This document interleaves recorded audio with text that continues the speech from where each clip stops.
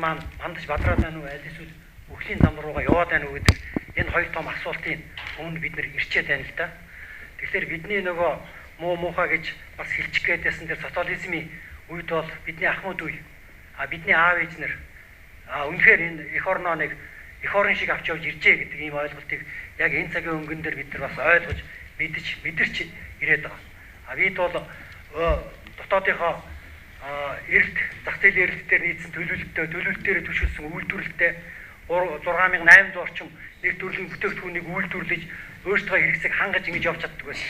Өнөөдрийн улс орн маань эдийн засгийн аюулгүй байдлаа автсан, эдийн засгийн тусгаар тогтнол гэдэг зүйлээ үндсэндээ хятадуудад соруулаад ингээд дуусч байна л да. Ийм их мөхмөл үндэстэн боллоо шүү дээ.